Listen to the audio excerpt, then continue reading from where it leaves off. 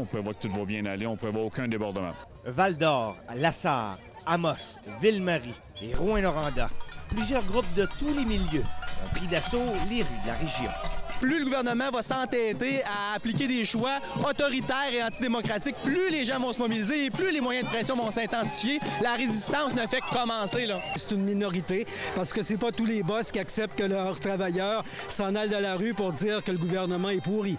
Syndicats, associations multiples, groupes de femmes, groupes communautaires, tous sont de concert pour contrer les politiques d'austérité libérale. Aujourd'hui, ça se passe et c'est pour ça que, comme organisme communautaire, on se mobilise parce que notre rôle, c'est de faire la promotion d'une meilleure justice sociale.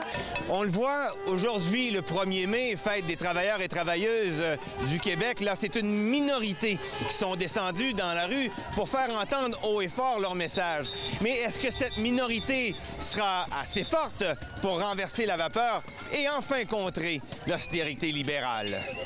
Ce qui fait mal, c'est que les coupures budgétaires, dans le but d'atteindre l'équilibre, touchent les moins bien nantis de notre société. Ces attaques-là se font à l'endroit de la population et sous des prétextes qui ne sont pas justifiés. C'est-à-dire qu'on sait qu'il y a un déficit, on a inventé le déficit. Quand le gouvernement veut équilibrer son budget, on devrait l'assister et non pas lui mettre des bâtons dans les roues. De nombreuses pertes d'emplois y sont associées, sans mentionner l'amoindrissement de la qualité des services publics et sociaux. On a un gouvernement qui nous dit pas tout, qui nous cache des choses. Fait que je pense que c'est important de dire à la population, on est de s'informer, parce que demain, ça sera pas drôle.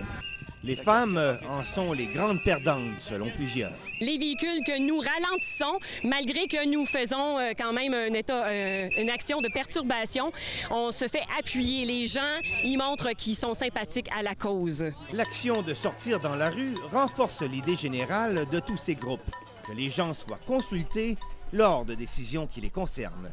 Christopher Bro, RNC Nouvelles, à Rouyn-Noranda.